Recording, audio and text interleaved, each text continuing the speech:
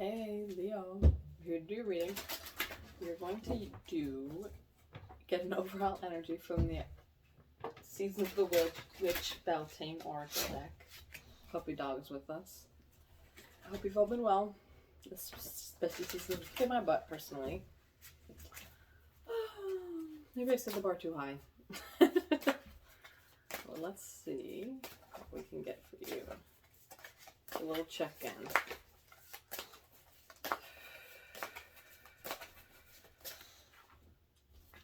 That's 3 cards. We'll take... Oh. See, we just had... Oh, okay. All right. So, well, okay. Embodiment. An 8 card, which is good. I just got this from another sign recently. Now unsown from the flesh, a most alluring lullaby stills my pain as the skies bleed for my heart and the embodiment I am to claim. It's an old woman surrounded by vegetation. Embodiment. It's like embodying all that you learned. And in the last reading, it gave South Node energy.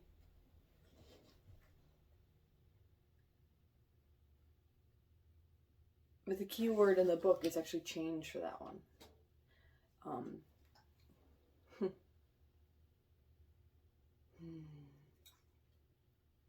Unsown from the flesh, like a rebirth, right? Like how one thing perishes for another to come to be. Now the reason I chuckled was because a moment ago was because underneath we have Wildcat, which is a 44 card. Be still and tune in, for there is something afoot, lurking alongside you. Well, this is an interesting creature. It's a lion with these peculiar horns. Interesting, right? For a Leo reading, no less. But I don't know what the horns are about. Maybe you have Aries or Taurus placements. I'll have to check the book for the keyword on that one. Then we have manifestation. Sometimes they come as a breeze upon your fingertips. At other times, they dwell in the depths of your soul. It is a dance between you and spirit as the magic unfolds. The 23 card. I'm not really, I don't get the imagery in this one.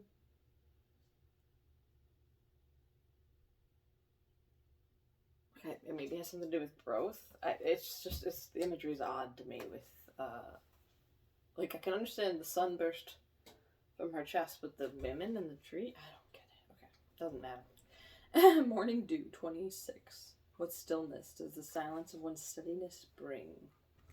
That one's less. Now let's see Wildcat 44. I want to say this is one of the last cards in the deck. If not, it is the last. Danger! Oh man. There's a change. Danger. Ooh, that's a message. 23. I don't mean for that to be so ominous. So, manifestation, alignment.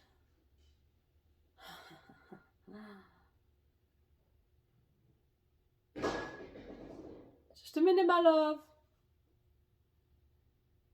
So, with manifestation and alignment, with Wildcat and Danger, where's your head?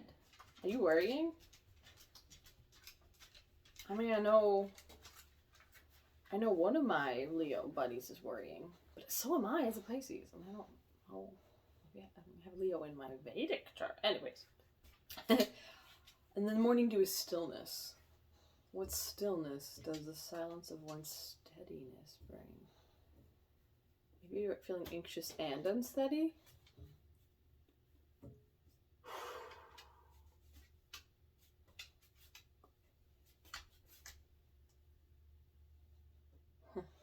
No, I feel that. I definitely feel that. Which deck do we want to use for you? It's okay, my love. It's okay, Goose. Oh, honey. I know.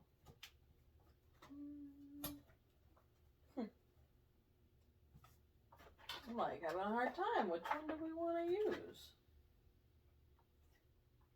It's like, I'm just going to give you a Christmas recommendation, which we can do. Sorry for slamming. And then...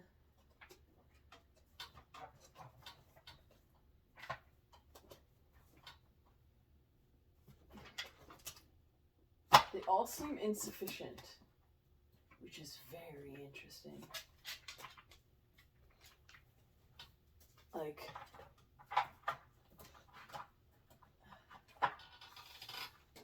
I've been getting this vibe that there's a deck I don't have that I'm supposed to be using for you, which is really weird. Hi, my love.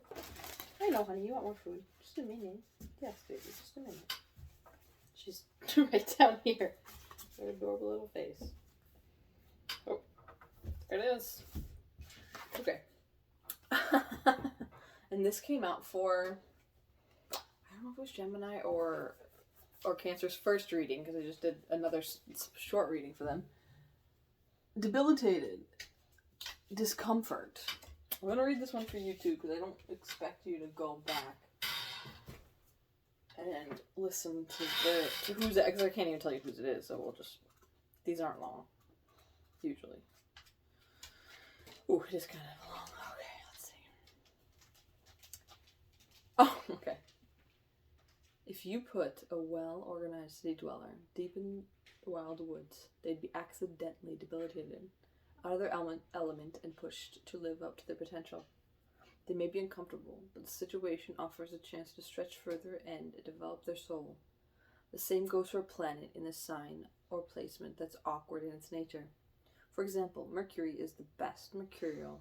It's the least mercurial when it's in Pisces. Opposite is sign Virgo, which it rules. Here Mercury can bestow a great mind, but in an intuitive, integrated, imaginative way, not a mind to escape in purely intellectual pursuits. Action. This time, you're an invaluable sidekick. This is not your game, but you have a lot to contribute nonetheless, and the long-term benefits will be worth your efforts. Learn and listen rather than assert yourself and your opinions.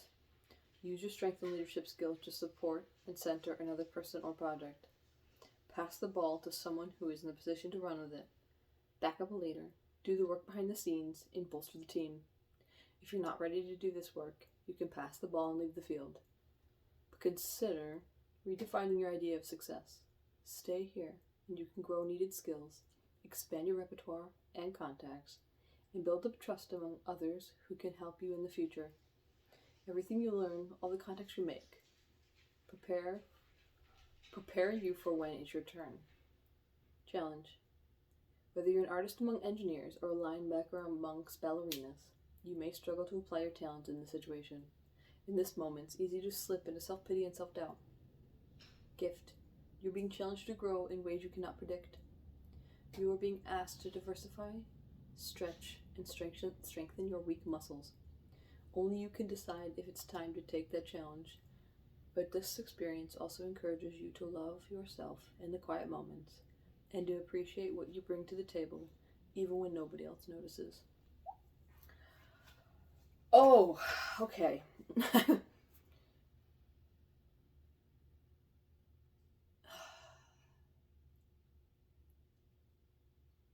From what I've gathered,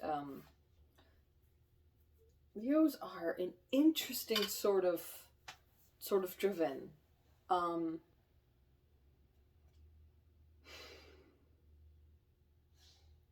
It's like not necessarily main character energy, in my opinion, because lions still usually are in a pack. But there's a... how do I even say that? It's like, it's not main character energy, per se, but it's also not sidekick energy. Like, you don't need to be in the lead, but you're not going to necessarily devote yourself to service. Not that you can't be a devoted partner, But that has its inherent benefits because there's reciprocity with partnership. If you are someone's sidekick for a time, that doesn't feel as nice to people that like to feel.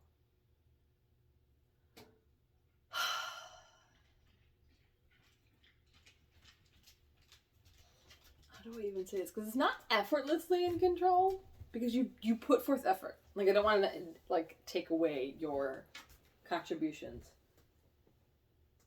Girl, I love you, but you need to get down. Those are my things. Honey, get down. Thank you, baby. Sorry.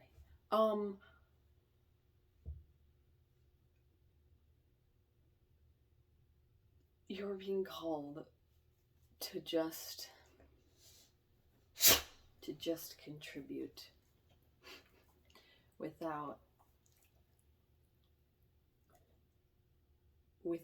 a measurable gain right now, without a measurable admiration right now. And not that you are requiring those things typically, like it's not a need, but you just, it's a comfort zone thing. And since you are so capable, it tends to just be where you are. Yes, it's the city dweller in the woods. You're being called to not be where you usually are naturally.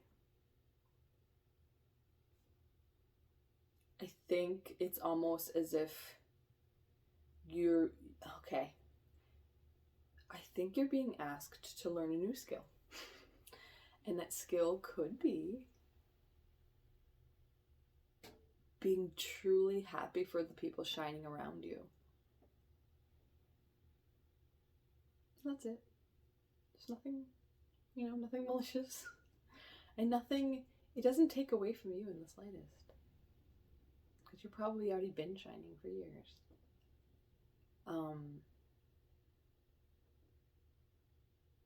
It's like, oh, what's that little, that story, it's been passed so many times, I don't know where I heard it from, forgive me, but how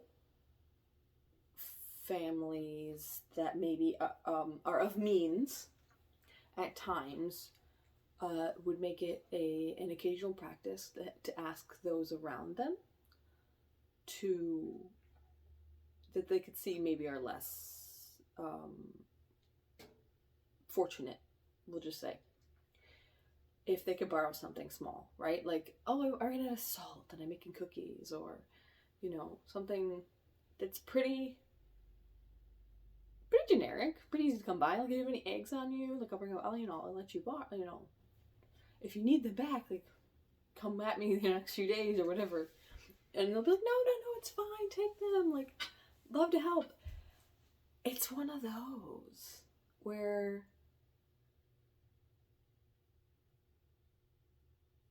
it's not that's the thing. It's not of pity, because other people are getting by. Like, that story I told you is a little bit on a pity almost scale if somebody shares that, but most of the time people aren't sharing that they do that kind of thing. They're doing it just for the sake of attempting to benefit someone else's confidence. That, yes, we are partners in this. So the next time I need something, I can come to you. Like, you can it fosters trust between people that you are happy when they are capable too. You're happy when they're happy too. You're happy when they're shining. Happy when they have successes. Even if you're feeling down in your own right, you can continue to work on yourself. But I would caution the comparison.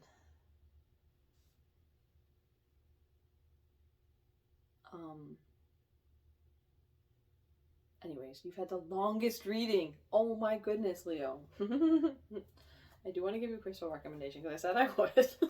So we'll try to hurry. It is what it is.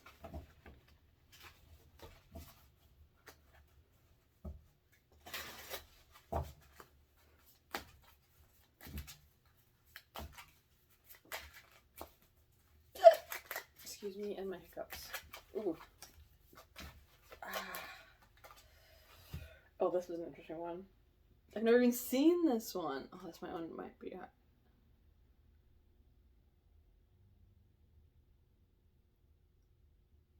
Kevin's site? What is it? Kevin's site is it calcium? Canadidium sulcate. Sulcate? Its name is an acronym. Look for it. It's in there. Its vivid color is next level. Electric blue. The best hails from India. It is a go-to stone for those looking to channel messages from on high to explore the possibilities of supernatural communication. Who needs it? Storytellers, soothsayers, healers, and therapists and psychics. Where to put it? Wherever you translate inspiration into the written or spoken word. When to use it? When it's time to speak clearly and straight from the heart. When you want to get weird, ask Kevinsight to make you a conduit for messages, mysterious and ethereal. Expand your consciousness. That is not what I was expecting at all. Like maybe I grabbed that one by mistake. It's a weird one, but I love you, and I'll talk to you again soon. Take care.